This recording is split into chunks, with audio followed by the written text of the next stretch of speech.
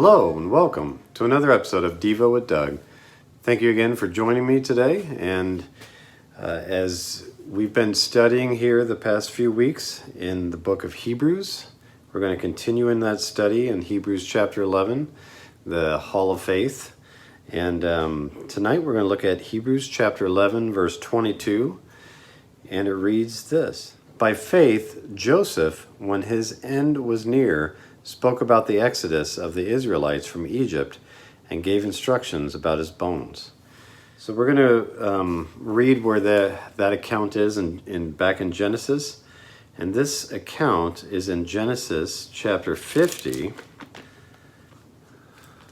And it's verse 24 and 25. So if you flip all the way back to Genesis chapter 50, verses 24 and 25. Then Joseph said to his brothers, I am about to die, but God will surely come to your aid and take you up out of this land,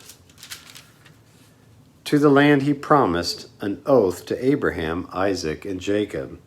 And Joseph made the sons of Israel swear on oath and said, God will surely come to your aid, and then you must carry my bones up from this place. So, as we read here in Genesis chapter 50, we read about basically another great example of a person whose faith was just as strong in death as it was during life. And we're reading a lot in the lineage, the family lineage here. Jacob and Joseph and even Isaac, for that matter, are all great examples of men of faith that were faithful all the way till death, and their faith was just as strong during death as it was in their life. And I want to backtrack a little bit here to read about, last week we learned about Jacob, also known as Israel. And I wanted to read the account of his death to just kind of give a little context.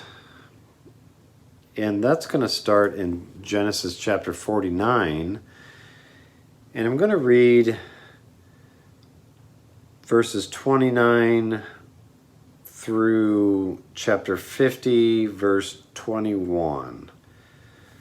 So Genesis chapter 49, verse 29 through chapter 50, verse 21. Then he gave them these instructions: I am about to be gathered to my people. Bury me with my fathers in the cave in the field of Ephron the Hittite, the cave in the field of Machpelah, near Mamre in Canaan, which Abraham bought as a burial place from Ephron the Hittite, along with the field. There Abraham and his wife Sarah were buried. There Isaac and his wife Rebekah were buried, and there I buried Leah. The field and the cave in it were bought from the Hittites. When Jacob had finished giving instructions to his sons, he drew his feet up into the bed, breathed his last, and was gathered to his people. Chapter 50. Joseph threw himself upon his father and wept over him and kissed him. Then Joseph directed the physicians in his service to embalm his father Israel. So the physicians embalmed him, taking a full 40 days, for that was the time required for embalming. And the Egyptians mourned for him 70 days. When the days of mourning had passed, Joseph said to Pharaoh's court, If I have found favor in your eyes, speak to Pharaoh for me. Tell him, my father made me swear an oath and said, I am about to die. Bury me in the tomb I dug for myself in the land of Canaan. Now let me go up and bury my father, then I will return. Pharaoh said, Go up and bury your father, as he made you swear to do.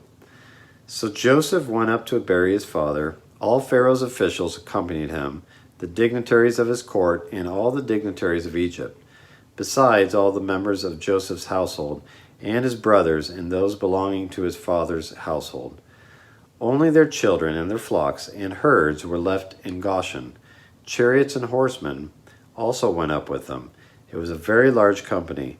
When they reached the threshing floor of Atad, near the Jordan, they lamented loudly and bitterly, and there Joseph observed a 7-day period of mourning for his father.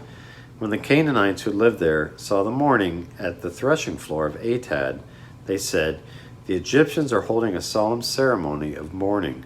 That is why that place near the Jordan is called Abel Mizraim. So Jacob's sons did as he had commanded them. They carried him to the land of Canaan and buried him in the cave in the field of Machpelah near Mamre, which Abraham had bought as a burial place from Ephron the Hittite, along with the field. After burying his father, Joseph returned to Egypt, together with his brothers and all the others who had gone with him to bury his father. Verse 15, when Joseph's brothers saw that their father was dead, they said, "What if Joseph holds a grudge against us and pays us back for all the wrongs we did to him?" So they sent word to Joseph saying, "Your father left these instructions before he died. This is what you are to say to Joseph. I ask you to forgive your brothers the sins and the wrongs they committed in treating you so badly. Now please forgive the sins of the servants of the God of your father." When their message came to him, Joseph wept. His brothers then came and threw themselves down before him. "We are your slaves," they said. But Joseph said to them, "Don't be afraid. Am I in the place of God? You intended to harm me, but God intended it for good, to accomplish what is now being done, the saving of many lives. So then don't be afraid. I will provide for you and your children." And he reassured them and spoke kindly to them. I just wanted to read some of that context of Jacob's death and burial, and the importance it is for them to be buried in the land of Canaan, to be buried with their other relatives. And then I really love like verses 19 through 21 in chapter 50 there. Joseph says to not be afraid. You know, his brothers feared what Joseph would do to him for all these things that they did to him. They made up this elaborate plan, and Joseph said, "You know, you intended to harm me, but God intended it for good." So God, as we see in our own lives, and as we see in today's world, you know, God can make good come out of the evilest intentions, bad things that happen. God can make the good come out of that. And obviously we know the bad things are not of God. God is love. But God can bring the good out of anything. So God intended for good to accomplish what is now being done, the saving of many lives. I see that in today. Out of bad things can come the saving of many lives. People can turn to Christ because of tragedy, and that's always the beautiful side that can happen through tragedy. It doesn't make those events or the bad things that happen, the tragic things that happen in life, it doesn't write those off. I don't mean to say that like I'm writing off bad things that happen to good people. But what I am saying is God can save lives out of bad things, out of tragedies, and that is, and he is to be praised for that. Concerning back to our original text, it says, by faith Joseph, when his end was near, he spoke about the exodus of the Israelites. You know, that shows his strong faith. He knew God was going to deliver them. Even though he wasn't going to see it, he knew it was coming. He had faith that it was coming, and then gave instructions about where to lay his bones. So let's see what happens here in Exodus. The book of Exodus, chapter 13 and verse 19.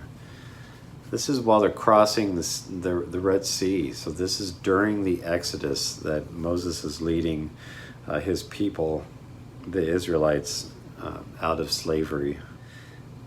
Verse 19, Moses took the bones of Joseph with him because Joseph had made the sons of Israel swear an oath.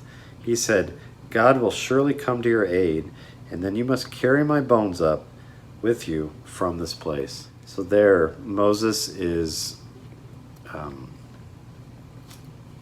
he's fulfilling that promise that Joseph made his sons swear.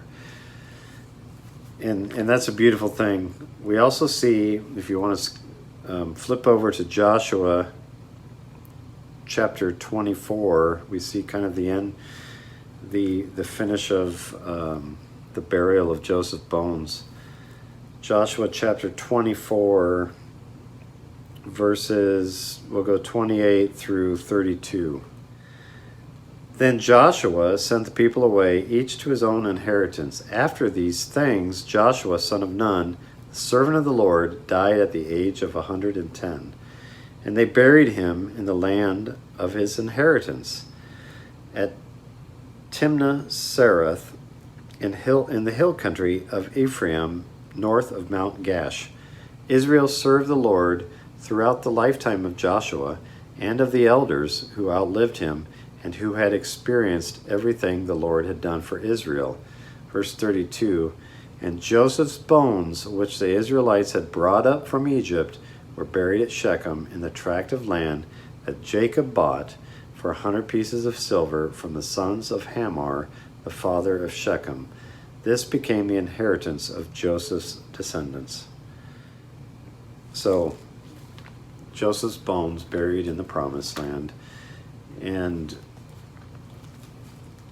again, back to the original text in Hebrew, in Hebrews chapter 11, verse 22.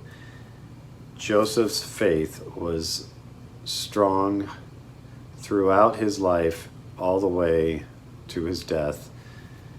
He had faith that God was going to bring his people, the Israelites, out of Egypt, out of slavery and bondage, and into the promised land. His faith stayed strong all the way up until death. And I want to be more like Joseph. Let's be more like Joseph. In our faith, we can strive to be more like Joseph. Thank you for joining me tonight. Thank you for your support. Thank you for tuning in. And I hope that you got something out of this. I hope that causes you to read more before and after the text. You know, get that context. That's why I wanted to back up a little bit and just read those verses before the key verses tonight. Hopefully you're well. I hope that you can tune in again next time as we continue our journey in the heroes of faith, the Hall of Faith. All right, guys. Thank you. Grace and peace.